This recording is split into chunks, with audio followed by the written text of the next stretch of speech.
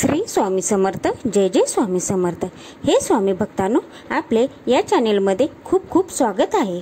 आज आपण श्री स्वामी समर्थांचे दान कसे द्याल बरे, श्री स्वामी समर्थांच्या सेवेत दानाचे महत्त्व काय आहे, त्याचप्रमाणे आपणास स्वामींचे दान केल्यामुळे काय लाभ होतात किंवा आपणास कोणती शक्ती प्राप्त होते, याबद्दल सर्व माहिती मी आज आपणास सांगणार आहे. तरी आपण ती शेवटपर्यंत ऐकावी अशी माझी आपणास नम्र विनंती आहे. त्याच्यामुळे आपणाला वेगवेगळ्या दानाचे काय प्रकार असतात हेही त्यातून कळेल. आणि त्याचबरोबर कमेंट्समध्ये श्री स्वामी समर्थ हे जरूर लिहावे आणि लाईक, कमेंट, शेअर, सबस्क्राईब करावे. त्याच्यामुळे अनेक सेवेकऱ्यांना, अनेक स्वामी भक्तांना ही माहिती पोहोचेल. श्री स्वामी समर्थ. जय जय स्वामी समर्थ. श्री स्वामी समर्थांच्या सेवेसाठी आपल्याला दान देता येईल. स्वामी सेवेत दानास अतिशय महत्त्व आहे. स्वामींचे कसे आणि कोणास दान द्याल? स्वामींचे दान आपल्याला स्वामी सेवेसाठी पुढील प्रमाणे देता येईल. श्री स्वामी समर्थांचे दान विविध स्वामी समित्या संचलित अन्नछत्र मंडळांना देता येऊ शकेल. श्री स्वामी समर्थांच्या उत्सवानिमित्त आयोजित भंडाऱ्यासाठी स्वामींचे दान देता येईल. श्री स्वामी समर्थांच्या प्रकट दिनानिमित्त एखाद्या जागृत मठास दान देता येऊ शकेल. श्री स्वामी समर्थांच्या पालखी सोहळ्यानिमित्त दान देता येईल. श्री क्षेत्र अक्कलकोट येथील अन्नछत्रास दान देता येईल. गुरुपौर्णिमेनिमित्त आयोजित उत्सव प्रसंगी स्वामींचे दान देता येईल. स्वामी समर्थांच्या समाधी दिनी दान देता येऊ शकेल. स्वामी हे जागृत दत्तावतार असल्यामुळे श्री दत्त जयंती उत्सवात आपल्याला स्वामींचे दान देता येईल. आता उत्सवात द्यायच्या दानाच्या वस्तू कोणत्या ते आपण पुढील प्रमाणे पाहूया. वरील उत्सवासाठी दानाच्या वस्तू पुढील प्रमाणे देता येतील. तांदूळ, तेल, पीठ, बटाटे, गहू, तूप, पालेभाज्या, मसाले, कडधान्ये, गोड पदार्थ, फळे, मसाल्याचे पदार्थ, भाज्या, डाळ, दूध, नारळ. वरील वस्तू स्वामींच्या उत्सवात व अन्नछत्रासाठी किंवा भंडाऱ्यासाठी देता येतील किंवा या वस्तूंचे दान देता येईल. दैनंदिन शिधादान म्हणजे काय? दर महिन्याला स्वामींच्या नावे आपण शिधादान दिले पाहिजे. त्याने स्वामींची सेवा होते. शिधेतील वस्तू काय असतात बरे? तर 1 किलो तांदूळ, 1 किलो गहू पीठ, पाव किलो मूग किंवा मटकी डाळ, यथाशक्ती गोड पदार्थ, पाव किलो तूर डाळ किंवा मूग डाळ, पाव किलो साखर, पाव किलो भोपळा किंवा पडवळ किंवा गवार. वरील 7 वस्तूंचे दान श्री स्वामी समर्थांच्या नावे करावे. शिधादान कोणास द्याल बरे? शिधादान हे कोणत्याही गरीब गरजू व्यक्तीस द्यावे. एखाद्या गरीब ब्राह्मणास दान द्यावे. शिधादान केव्हा द्याल? महिन्यातून एकदा पौर्णिमा या तिथीला स्वामींचे दान द्यावे. शिधादान देण्याची पद्धत: आपण नित्य दर्शनास जात असलेल्या एखाद्या जागृत मठात जाऊन स्वामींच्या चरणी हा शिधा लावून मगच या शिध्याचे दान द्यावे. आता प्रासंगिक दान काय असते? काही विशिष्ट प्रसंगाच्या निमित्ताने स्वामी समर्थांचे दान द्यावे. या दानास फार महत्त्व आहे. उदाहरणार्थ, आपल्या आई वडिलांच्या तिथीला आपल्या किंवा परिवारातल्या एखाद्या व्यक्तीच्या वाढदिवसाप्रसंगी दान द्या किंवा पितृ पंधरवड्यात स्वामींचे दान द्या. स्वामींचे प्रासंगिक दान कसे द्याल बरे? प्रासंगिक दान पुढील प्रमाणे देता येईल. वृद्धाश्रमांना किंवा अनाथालयास आर्थिक मदत श्री स्वामी समर्थांच्या नावे करावी. कर्करुग्णांना फळ वाटप करावे. महिलाश्रमांना मदत द्यावी. भिकारी लहान मुलांना खाऊ वाटप करावे. देवालयांना, दत्त मंदिर, स्वामी मठ यांसाठी जीर्णोद्धारासाठी मदत करावी. प्रासंगिक दान वरील पद्धतीने करता येईल. स्वामींचे संकल्पयुक्त दान कसे करावे बरे? तर स्वामींच्या नावे दानाचा संकल्प करून संकल्पयुक्त दान द्या. उदाहरणार्थ, गरीब, कर्करुग्ण किंवा किडनी रुग्ण यांना वर्षाला औषधाची मदत करणे, यालाही विशेष महत्त्व आहे.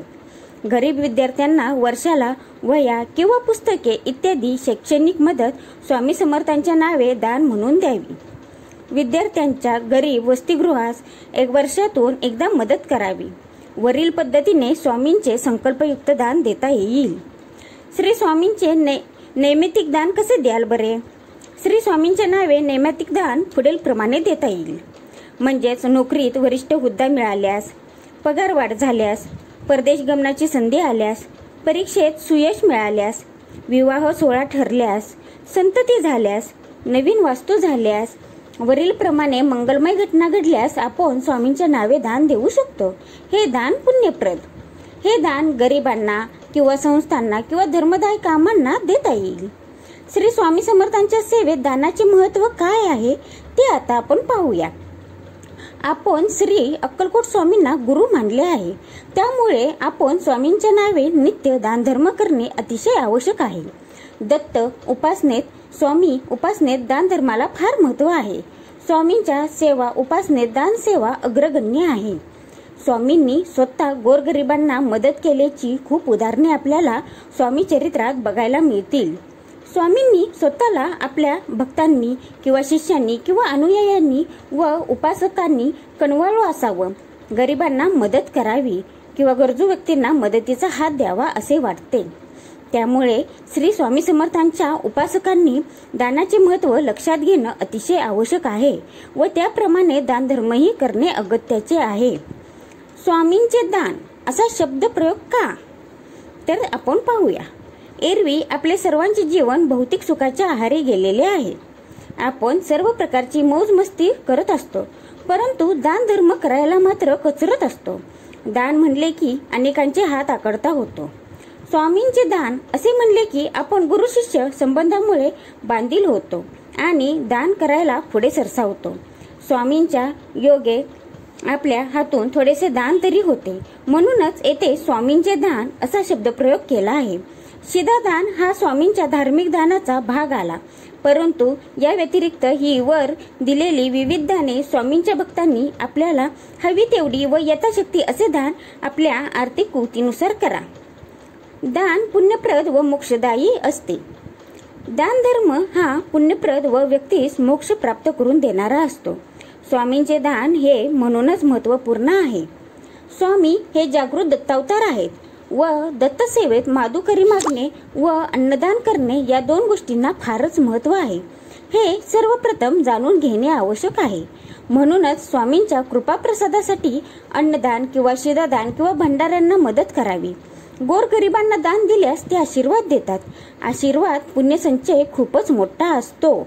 आपल्या पोत्या पुराणांमध्ये दानाचे फार मोठे महत्त्व विशद करण्यात आले आहे. स्वामी समर्थांच्या सेवेकऱ्यांनी म्हणूनच दानधर्माची थोडीफार सवय करून घेणे अतिशय आवश्यक आहे. नुसतीच स्वामींची पूजा, दर्शन आणि नामस्मरण करून काहीच उपयोग नाही आहे. याची स्वामी भक्तांनी खुंगाट बांधावी. दान हे आपल्या हिंदू धर्मात खूपच दानाला महत्त्व आहे.